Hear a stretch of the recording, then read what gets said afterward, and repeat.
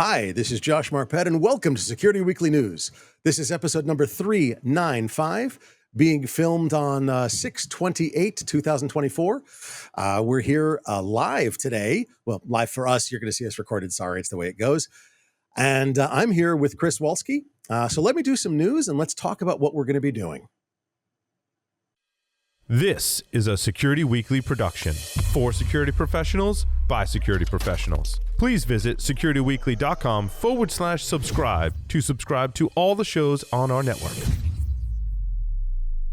We interrupt our program to bring you this important message. It's the show that keeps you up to date on the latest security news twice a week. Your trusted source for accurate security information and expert analysis. It's time for the Security Weekly News.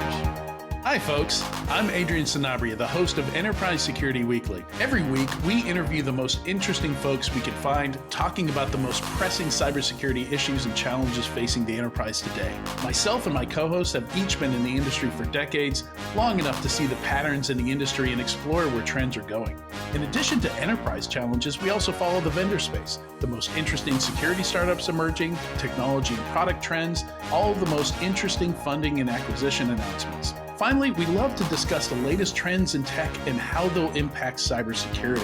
If you're wondering how the latest in AI, quantum computing, cloud, and DevOps is going to impact security a few years down the road, you should follow the Enterprise Security Weekly podcast. Okay. Let's start talking. So I've got some great stories today. First one I want to talk about is healthcare and malware together forever. Because if you heard about that Fed Reserve, that's a different one. The Lurie Children's Hospital in Chicago took all their systems offline because of a cyber attack. And I mean, that happens these days. I mean, which healthcare system has not had a cyber attack? Let's be honest here. All right. But they took their systems offline. They got their hospital systems access. So double extortion malware, ransomware type of thing. And unfortunately, the systems were accessed between January 6th and 31st, 2024. So if you've been to the Lurie Children's Hospital, before then or during that time period, your records were probably accessed and, well, they are being released onto the dark web, apparently. So, you might be able to get LifeLock or some other similar type of system, but they're not having a problem. They didn't pay a ransom of any kind, and it's the Riceta ransomware gang. They got 600 gigabytes of data and they sold it. So somebody has your hospital data, and normally hospital data includes name, social security number, payment card, depending if they're using a payment processor. It includes imaging, diagnostics. So if you went in there for that ED med, they know. And if you went in there for some kind of interesting surgery, they may be using it against you. And I don't know if they do any genomics there, any genetic stuff, but you could have some problems. So it's Experian Identity Works. They're giving you 24 months. Because not that this medical data lasts the rest of your life.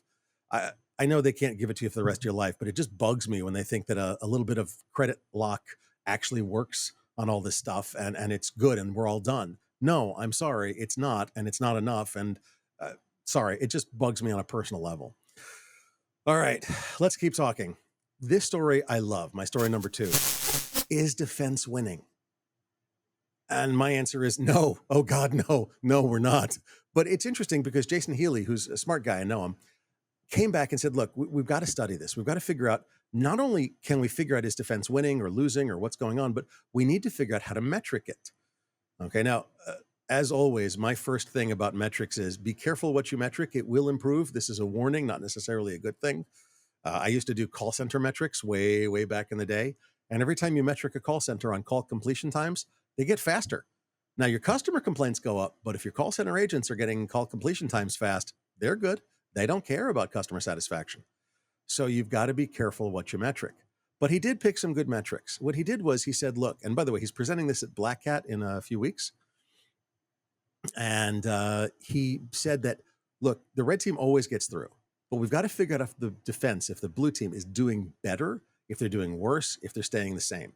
Now, we all know it's an arms race. As the red team figures something out, the blue team figures out how to counter it, and vice versa. But we need to understand where we are in the metrics. Is red better? Is blue better? Who's catching up to whom? And so it's a tough thing. Now, Healy helped with the U.S. National Cybersecurity Strategy. Now, whether you like it or don't, having a strategy is better than not. All right. And we can argue that strategy and have all day. but let's skip that for right now. He's going to be talking about some indicators like mean time to detect, dwell time. Interestingly enough, I love this one: mean time between catastrophes. Now, first off, define a catastrophe.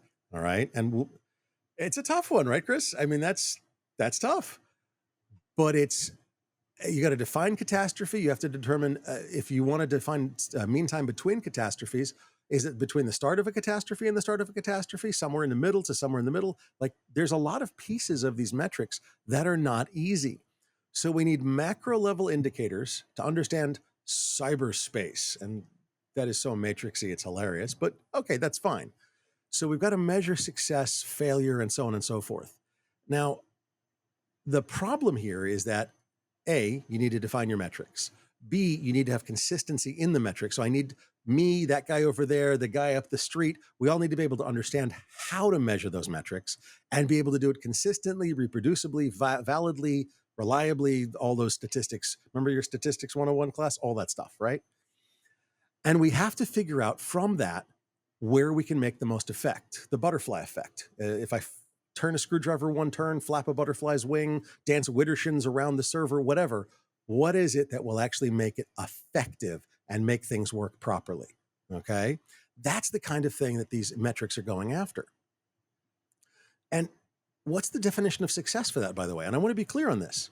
The definition of success is not being unbeatable in defense. The definition of success is making the red team work harder. They're still going to get in, but if we can make them work harder, maybe they'll leave us alone and go somewhere else. I mean, sucks to be the somewhere else, but hey, I got to pay attention to what's under my control, under my purview. Okay. So these new detectors are, he wants to make them less than 24 hours by 2030. He wants to make defense up its game enough that by 2030, we're seeing these things as 24 hours or less. Now, meantime to detect, you're like, hey, we should be detecting these things in minutes. Yeah, let me be clear. Dwell time is measured in months. So sometimes getting it under 24 hours, that would be kind of cool. All right, let's move on. If you've ever heard of a tiny little software package called MoveIT, you've probably never heard of MoveIT, right? It's no big deal. It's just a file management protocol and a file transfer system. And it had some critical vulnerabilities. Well, shockingly, it has another one. I know, who would have thunk it?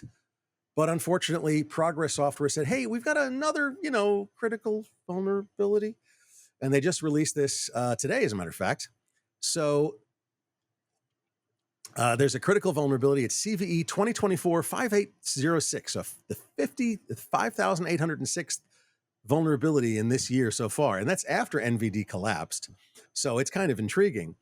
But they said, but hey, it's cool. All you have to do is update to the latest version. Or in most cases, just get off MoveIT. Let's be clear on this. If you haven't already gotten off MoveIT, please do so. And if you're using a file management system or a file transfer system, 2005 would like their software back. Okay. I realize that this is anathema to a lot of companies. I've worked with companies in the last year that are like, we used MoveIT. We don't know where to go from here. And I'm like, I don't know, a cloud-based file management system, file share, for example, or anything other than that, SharePoint with some approvals, maybe. Yeah, but we need FTP. And I swear to you, the look on my face is, and why? They're like, because we take bids for construction and all this different stuff. And we need to have FTP, or SFTP rather, secure FTP. That makes it perfectly good. No, it doesn't. So if you're using MoveIT, or if you're using any of those file management, file transfer systems, please move off of them. You should move it away from MoveIT. And I'm sorry, but that's my opinion. Okay. This is the big one. This is, I think, probably my biggest story today. I am so happy and horrified about this entirely. Google has announced that in another month or two, November, a few months, they will no longer trust Entrust certificates. Period. End of story. Entrust certificates will bring you to a bad SSL interstitial page, as in Google says this is not trusted, this is not a root CA, this is not appropriate. So what does this mean?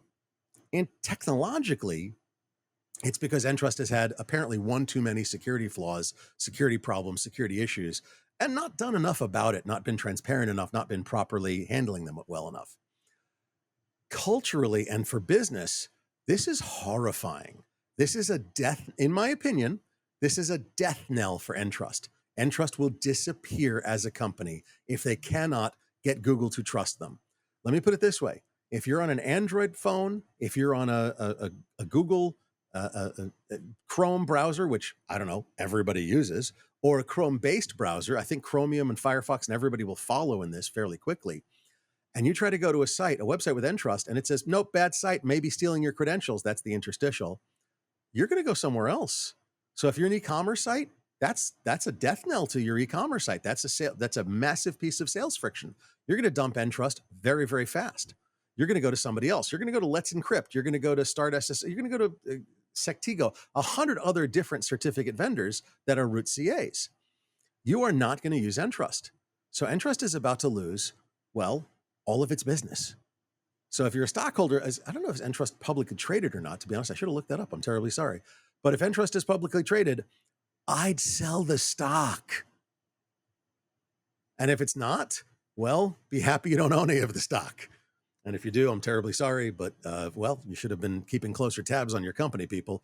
Security problems are an issue, and communicating about security problems and working transparently with the ecosystem to solve them is how you maintain trust. LastPass had our trust for a long time. When did they lose our trust? When they weren't transparent about their security issues and what they were doing. It takes one time, and Entrust apparently did more than one time. All right. So if you know the TeamViewer hack that just happened, by the way, apparently it's a Russian APT. Now, let's be clear. TeamViewer stated that there was an irregularity, a security issue, but it didn't touch any operational data. It was just their internal corporate data. The NCC group who reported this issue had a very, very much different opinion. They said it's a significant compromise of the TeamViewer remote access and support platform by an APT group. It seems like it's APT 29, by the way, if you keep track of all of them. It's Cozy Bear and Midnight Blizzard. Cozy Bear's been around a few times in the news. And so the Health ISAC found it that they were actively exploiting TeamViewer. So if you are using TeamViewer, stop. Okay? If you're still using TeamViewer because you have to or for whatever reason, monitor your access logs, monitor your desktop logs. Any unusual remote desktop traffic is bad. They have been observed accessing and leveraging remote access tools. So please be careful. If you have TeamViewer installed anywhere, disinstall it, get rid of it, stop using it. Use something else. Well, what do we need to use? Why are you using remote access tools in the first place? Like, in all seriousness, in this day and age, unless you're an MSP using an RMM, a remote monitoring and management tool, what are you doing with it with TeamViewer? I mean, honestly, are you fixing grandma's computer? I kind of get that. That's actually, all right, that's vaguely legitimate. But other than fixing grandma's computer, what are you using TeamViewer for? I mean, look, there's actually power companies still using it. I think if you remember the water company, what is it, 2 years ago, that had TeamViewer hacked, and they were using it to add sodium hydroxide lye to the water. Didn't actually happen, don't worry. Well, the lye didn't get added. The TeamViewer hack did happen. But other than that, please stop using these things. I know there's a lot of people who use them for various good purposes. Don't get me wrong, but find a better way. Okay. Anybody remember the Federal Reserve hack? Well, since it was last week or so, you probably remember it. It wasn't the Federal Reserve. Now, I used to work at the Philly Federal Reserve, and I think my picture's still up on the wall. Don't let him in. That's fine. It's a long story, but suffice it to say, I had an interesting boss. But it turns out that the Lockbit Federal Reserve data, 33 terabytes of Federal Reserve data that we're going to release if you don't pay us. They didn't get paid. It turns out it wasn't the Federal Reserve. It was Evolve Bank. So they hacked the wrong bank. I think only Jason Street has done that before. So it's a problem. But realistically, what happened is they did hack a bank. They apparently hacked the Evolve Bank, pulled 33 terabytes of data, and that Evolve Bank and Trust is a small financial services company. And everybody's like, hey, everybody in the InfoSec community was like, I don't know if Lockbit actually hacked the Fed Reserve. I will tell you, I did work InfoSec at the Philly Fed Reserve. InfoSec at the Fed Reserve System is pretty damn good. Very, very strongly segmented systems, very, very highly careful. Literally, I was the guy when I first started there that when somebody plugged in a USB anywhere in the bank, I would loom over you about 10 seconds later and be like, hi, give me the USB. Oh, but it's the one with my kids, pictures of my grandkids on it. Give me the USB now. Or I'm calling security and they're going to come and they're going to take the USB. I will see if I can get you your pictures back of your grandkids, but give me the USB. Like they are vicious and they do a damn good job. So it was very unlikely they'd actually hacked the Federal Reserve. If they had, it was, and they stated it was the governors group. The governors are actually the basically the C-level, the board of the Federal Reserve. The research data, the governors, they all have incredibly segmented data stores. So realistically, the crown jewels of the Federal Reserve, they didn't have any access to, even if they had hacked the governor's board. And they didn't. They hacked an entirely separate bank. How do you hack a separate bank and think you hacked the Fed Reserve? I'm sorry, that's a little weird to me.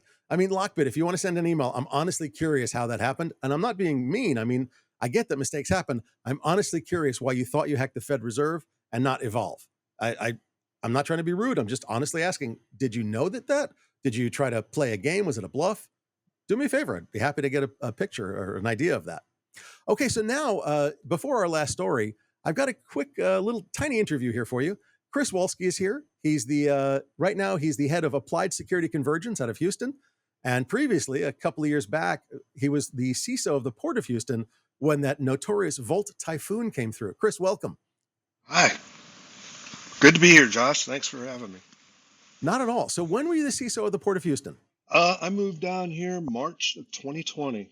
Left Michigan and got down here, and it was like, hey, what happened to the world? Why is everybody hoarding all the toilet paper? So, 1 week of check-in and then told to go home and work from home for, eternity, it seemed like at the time. Oh, what? Wait, so you were in the office for 1 week and then COVID sent you home, huh? Oh, yeah. Oh, yeah. Oh, wow. Here's your laptop. Go. It's a hell of an introduction. Yeah, see ya. Okay, so tell us about Volt Typhoon. What happened? Well, let's see. Back in August of 2021, we were sitting there. I was having my one-on-one with my engineer, and he's, quickly looked at the emails. Hey, we got an alert from our EDR. I'm like, oh, okay. What's up? He goes, they say there's some suspicious stuff going on one of our servers. I'm like, all right. We checked it out, and it was really, there was a file there. It looked really well written. It was JavaScript.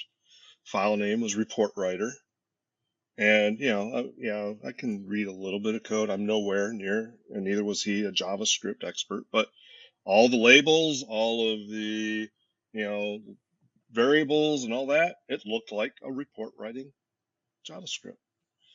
We told the EDRs, like, yeah, we're just going to kind of ignore this one. And, probably false positive, because, you get false positives all the time.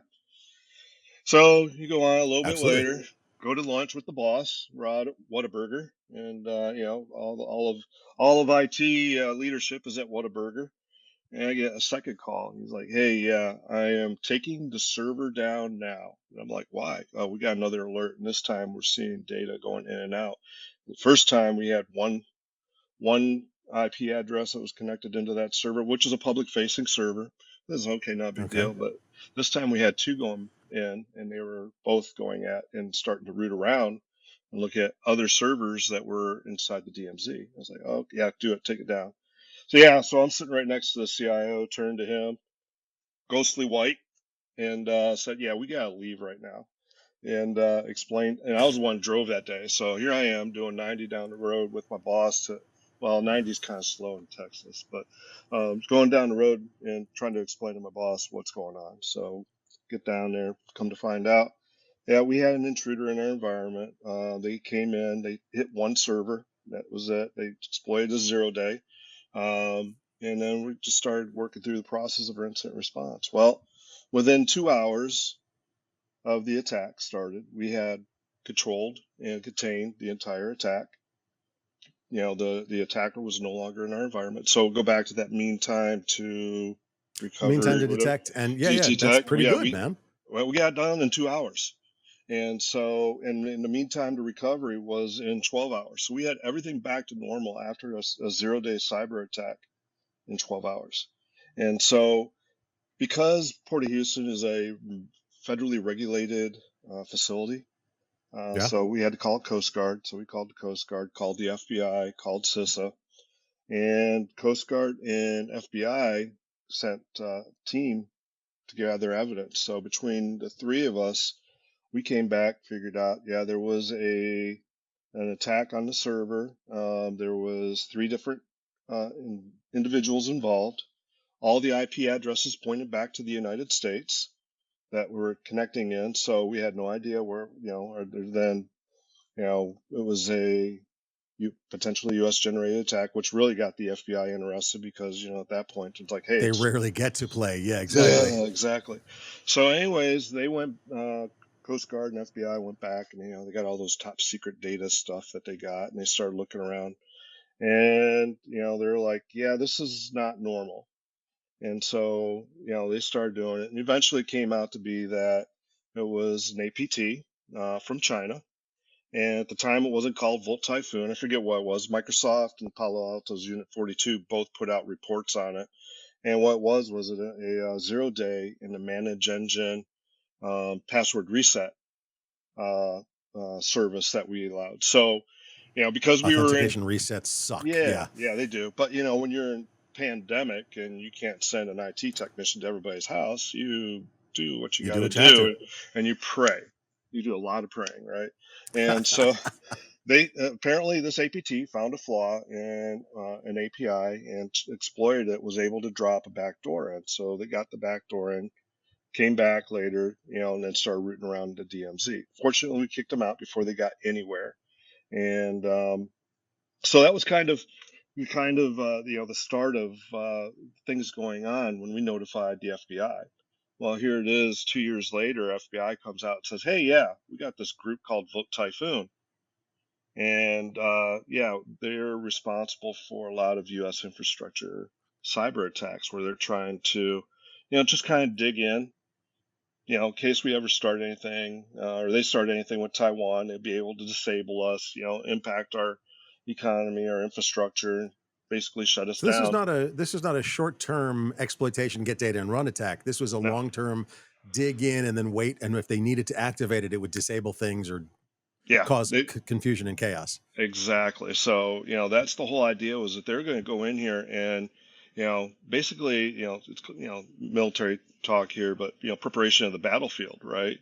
And so we saw Russia do it to Ukraine before they went in, basically shut Yep. down all their cyber, anything IT, technology, operational technology related. They attacked it, shutting down power plants and systems. Same thing. And we, a short time later, you see that the U.S. government was talking about how they had an attack on facilities in Guam, and again, it was also attributed to Volt Typhoon. Yep. So yeah, the whole thing came about was just because of Port of Houston. We were very pro on sharing data, and we got the data out. We contacted authorities and made the report. We could very easily said, well, nothing happened, we could just let it go, but no, we actually did. So this whole thing came about, and because of the Port of Houston and the team, we all made that report to the FBI. FBI dug in, and yeah, now we know about Volt Typhoon. So if you had to give a piece of advice to other agencies, other companies, especially companies that don't necessarily have the ability to just snap their fingers and have the Coast Guard and the FBI show up, what would it be? Um, I would say make sure you have, uh, the resources available. It could be, I mean, like state of Texas, we have resources available. That's available to any organization if they want to, and it's basically called mutual aid. So we have a cyber mutual aid. Back Really? when, yep. So back in the day, when I lived in Maryland, I was a volunteer firefighter, and we mutual aided to all of the local fire companies. So if they Yeah, had a fire, I was a volley firefighter as well. yeah, It's you bang out different companies depending on how big it is. yeah, exactly. So But it's the same thing with cyber. And actually the state of Texas actually developed a mutual aid agreement that could be used between different organizations. So, you could use that. You could have, of course, you got potentially your MSP or MSSP that could provide some assistance, or, There's different resources that are available for you to be able to sit there. Now, I want to see a copy of that mutual aid agreement. I think that's interesting. yeah. So the other thing is that, with that, Port of Houston was a really small team. There was only 4 of us. And so, empowering your team to be able to go out and do what they need to do when there's an incident like that, saves time. And that time is what made this thing go from being just an incident to, I guess, was it catastrophe? Catastrophe. Yes, exactly. Mean time between Disaster. catastrophe, disaster, the end of the world. But, and so if you empower your team to go out and do what they got to do, like he shut down that server, he's already empowered to do it. We did the incident response drills and the plans and stuff like that. So he followed it and he knew what he was doing. And, I had full faith in him to handle it until I got back to the office. So that whole thing plays out well, pays out dividends, because you never know when you'll have something like that, and your team just needs to be ready. So practice. Tabletops, practice, give the people the power, empower your people to actually perform these things without having to check every little bit with you, and then just have good people and good systems and mutual aid. I like that mutual aid. I'm going to have to get a copy of that mutual aid agreement. I'm sure I can find it on the web somewhere.